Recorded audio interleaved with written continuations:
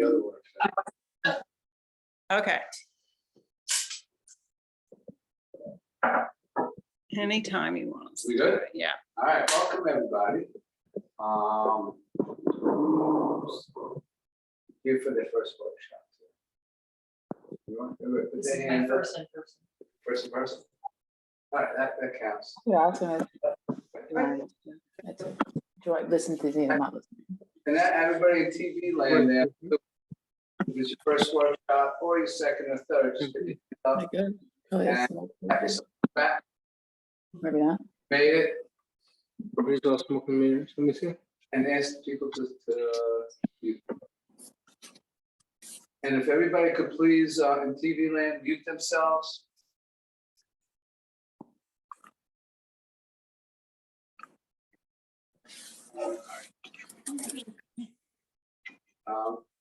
There's some people who haven't muted themselves out there, so please mute yourself.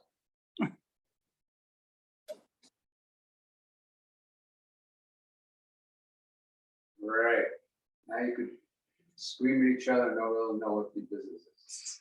All right, so welcome everybody. This is a workshop that I've been doing for a long time, and every time I do it, I'm really looking forward to do it. It's kind of the juice of why you're here. And not only does hopefully you can help juice you guys up, it juices me up to kind of reminds me why I'm kind of that. I've been doing this now for graduated in 1988. It's 30 April 1988. I've been doing this for 35 years. I can't believe it. I can't believe how old I am. And I still love it. And that's like these workshops really do excite me. It's my chance to kind of be with everybody and be in community. Right? So we're going to start this workshop. And I'm going to ask everybody here and also out there who wants to be healthy? Who wants to be healthy? Everybody, right? Okay, so we all know that we want to be healthy. But now the question is, what's health to you? What would that mean to be really healthy? Feel well enough to do the things that I want to do. So can I interpret that as freedom? Yes. Mentally healthy. Freedom to do what you want. Mental. So what would it be to be mentally Reducing stress. reducing well? It's always going to be stress. Maybe it's how you deal with stress. All right. So freedom, dealing with stress in a healthy way. Anybody got anything else? Having energy. Energy, vitality. Mm-hmm. So we have freedom, vitality, dealing with stress in a healthy way. Not being in pain, right? Not being in pain. I think that kind of covers it, right? I mean, a sense of happiness. Actually, maybe to experience joy in your life, right? And enjoy the people in your life, and enjoy your environment and everything. Right? Enjoy. Sense of well-being. Sense of well-being. Just feeling good and happy. All right. So, the World Health Organization defines health as physical, mental, and emotional well-being, not just the absence of disease or infirmity. All right, so it's not just not being sick, it's actually feeling great. And we all agree that there's different levels of feeling good. Right?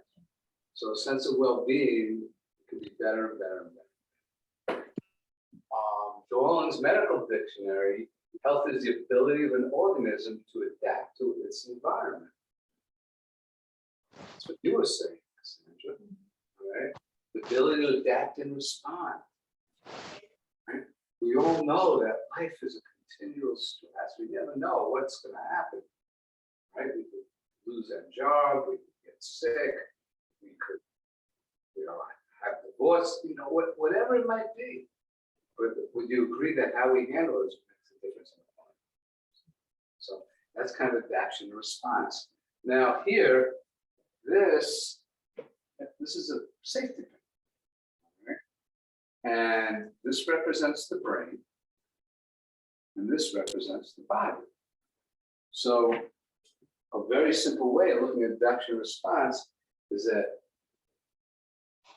touch something hot, right? You get a message up your arm, up your neck to your brain, and then your brain sends a message back to your arm to pull it away. That's adaptation and response.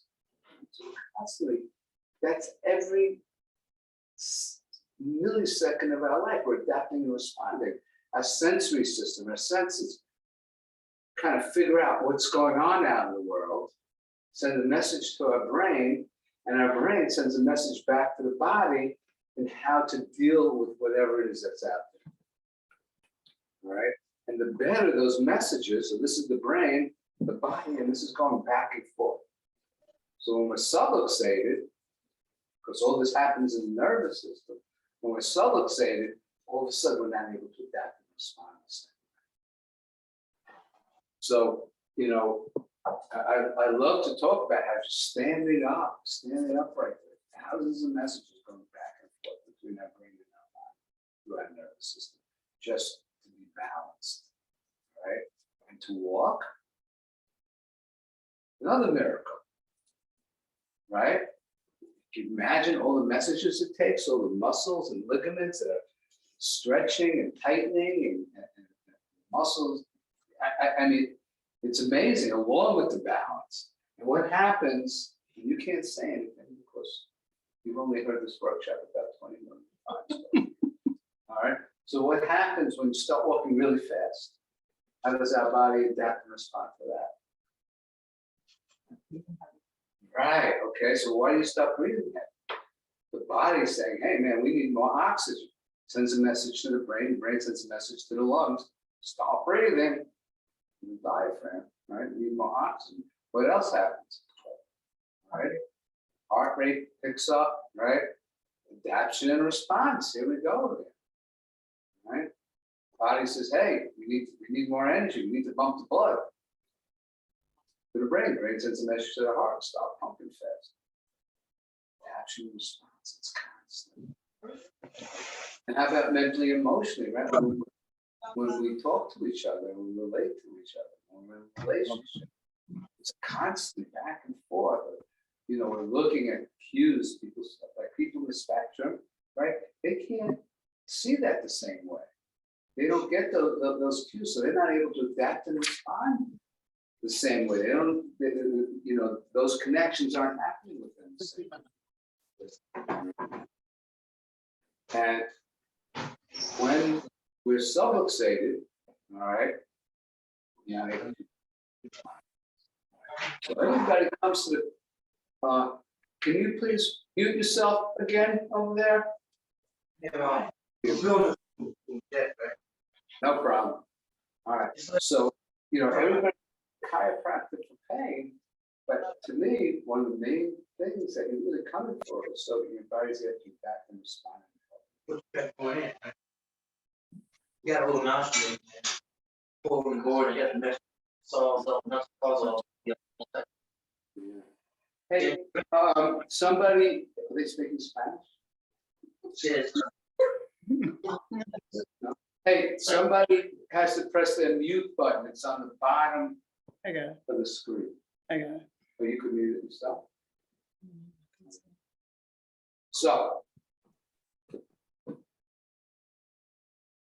So it's a nervous system that coordinates our ability to adapt and respond to our internal and external environment.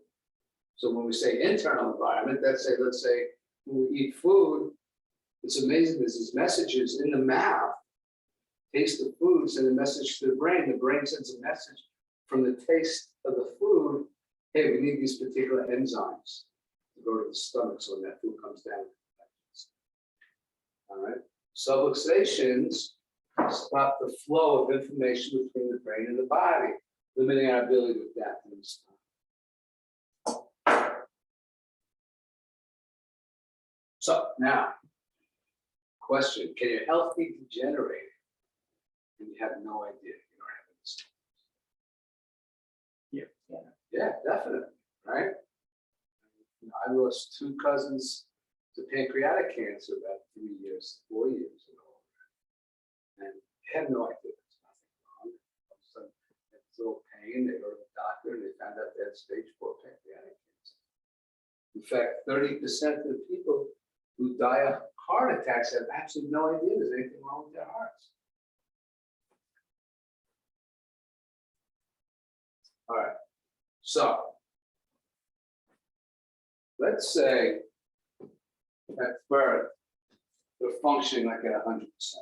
You know, when little babies, everything is moving the best. You know, have children just have all that vitality, like that energy. You could bounce them off the floor and you bounce right back up, right? Remember when you were like that? And let's say at that, we have 0% function, right? So what happens here as we go down the road of life? Get older. What's that? So you get older. You get older. You say you accumulate stress over those years. All right, now you start as this like little bright-eyed, bushy-tailed kid, and then you know you go to school, and all of a sudden you have to sit all freaking day, and people are grading you, and all of a sudden life becomes more and more serious, and then before you know it, you're buying a house, and you have a mortgage. You have car accidents, you go to work every day. You just took a deep breath there. Right, all those stresses, and all of a sudden you're about 35 years old, 40 years old, and oh man, you went to pick up a pencil and your back hurts, right? So the question is, when you picked up the pencil, is that the point where things start going wrong with your spine? No, it's all that stress and tension that's slowly building up over the years. And physical things too, you know, car accident, football, whatever it is, all those physical and mental, emotional stresses are building up, and all of a sudden, things don't feel so great, right? So if you go to a medical doctor, what are they going to do usually? Let's see if you just hurt your back. X-rays, medication. Medication, right?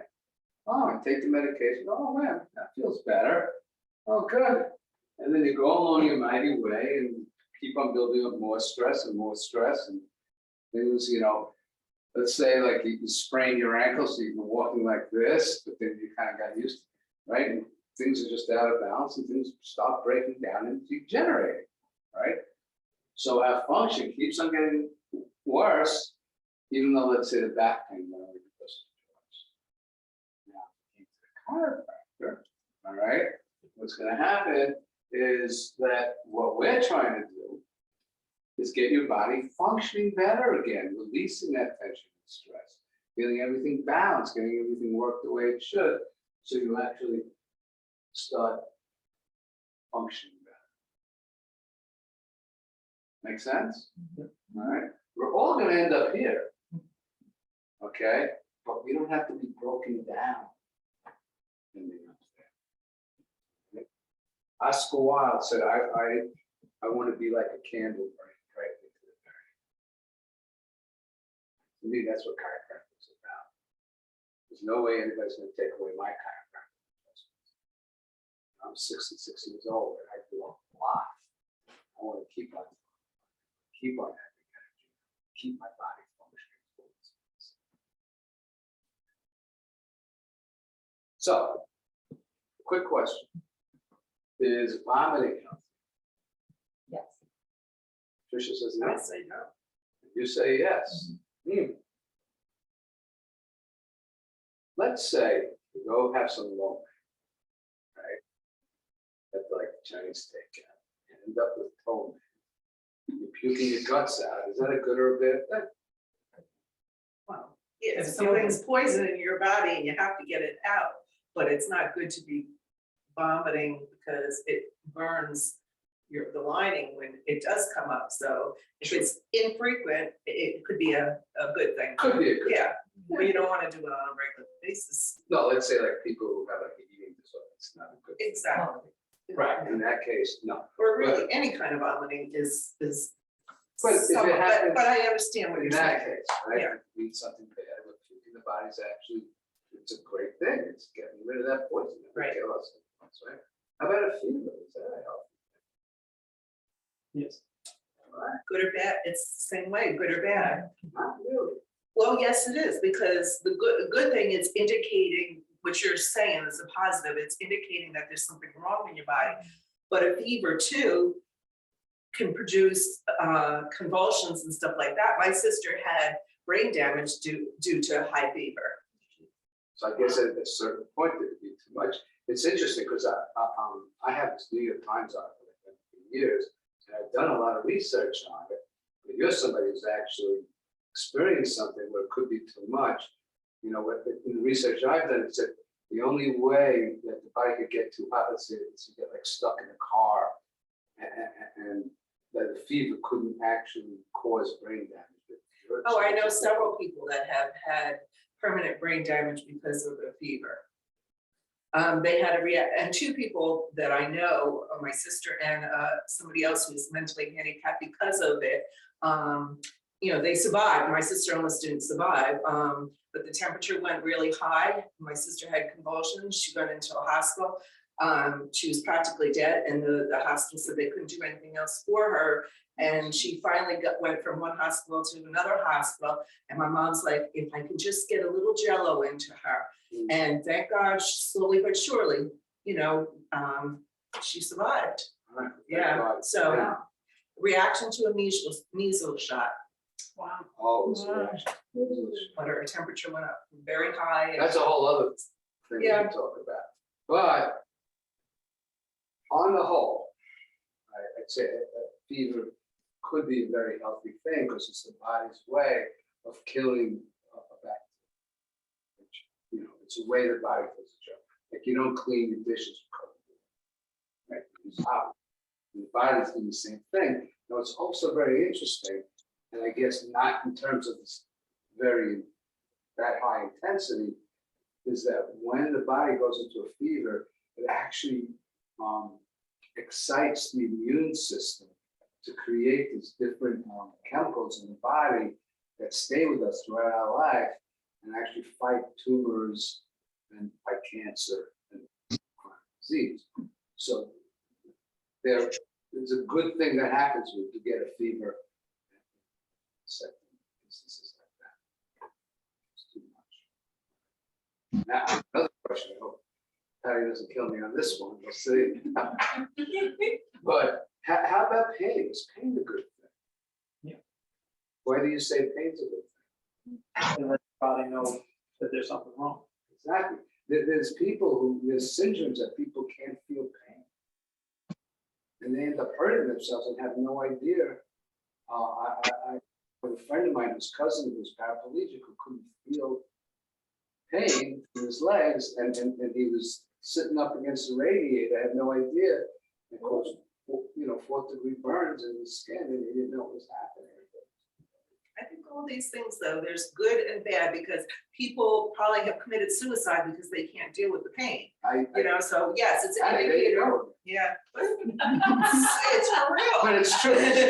And that's, There's good and bad in everything, you know, having too much money, you know, good and bad. It depends on how you use it. exactly. Yeah. And that certainly can't argue. But I'm saying in generalities, it's a good thing. One of the things that, you know, it's a red flag. Okay, and you know, what I talked about, imagine going to a mechanic because the engine light is on and he just covers it with black tape. And to me, that's not much different than when you have a headache, living on Tylenol and aspirins and not really taking care of what's going on. You know, it's letting us know that there's an imbalance in our nervous system. Things are wrong. And sure, you know, I mean, I have met people with some chronic pain symptoms that are absolutely heartbreaking. But I guess I'm talking about. Oh, so here, the chiropractic, we talk about something called universal intelligence. That there's an intelligence in nature that when in balance, everything just goes the way it should. what I love is this whole story about the wolves in Yellowstone Park. And what happened with the wolves in Yellowstone Park is that, like, back in the early 1900s, the 1800s, the wolves were killing, the cattle and the sheep, and the ranchers basically just killed them, right? Kill all the wolves.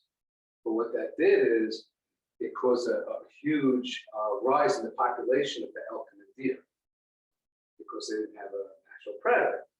Now, what that did, okay, is that the elk and the deer kind of feasted on all the trees that are lining the waterways, the rivers, and killed all these trees, which messed up the waterways. And also what happened is that the birds weren't able to roost and nest in the trees. And so they weren't around. So then all of these infestations of bugs and insects. So the whole ecology of that whole area just went askew. It became a really unhealthy ecological place. And then, I don't know, about 50, 60 years ago, they started bringing the wolves back to Yellowstone Park. And almost immediately, the whole ecology just became healthy again. All right, so we're talking about that balance. Right? Now, in chiropractic, it's universal intelligence. We talk about something called innate intelligence. And innate intelligence is just like nature has that wisdom and that balance. Our body has a natural balance too. And that we are created as self-healing beings. And it's also realizing that there's a vital force that flows in us. There's a life force.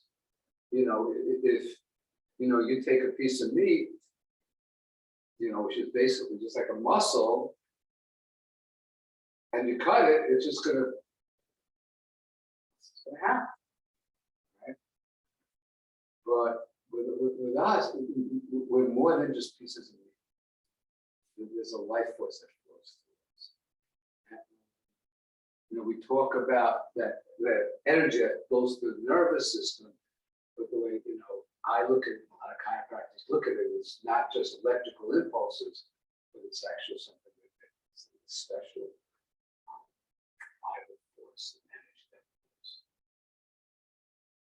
And so when we're looking to correct some fixations, we're looking to free that vital force and energy inside of us to live out ourselves. And also allowing our body to stop as well. One of the things that we have such a pleasure here in this practice, because we see so many babies. It's huge changes that sometimes you see in seconds. It's just amazing. I can't even think of one story, but so many stories that usually these mothers bring the babies in because they're having problems nursing.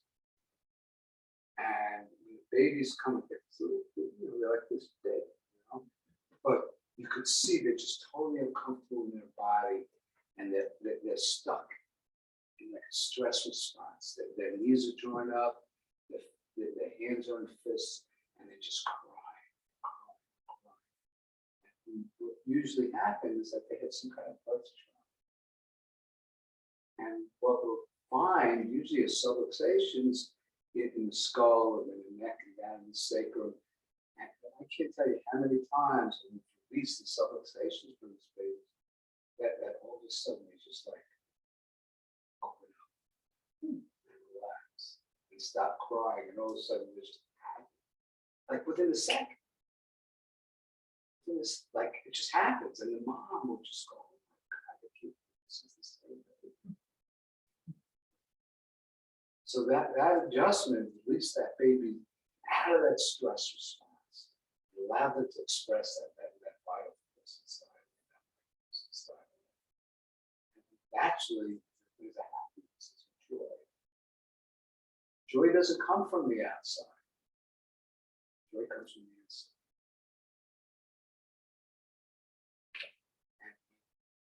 Happily, we get to see that with the adults that come here as well. Happy slowly. That's what chiropractic is about. Everything comes from the inside out. Happiness doesn't come from the big house, it doesn't come from the car. That stuff just lasts for so long. And happiness and joy comes from this. That's why for everybody who comes to experience that, really have to respond to life in a way that lasts. So, thank you, everybody. Let's see. 5 minutes over.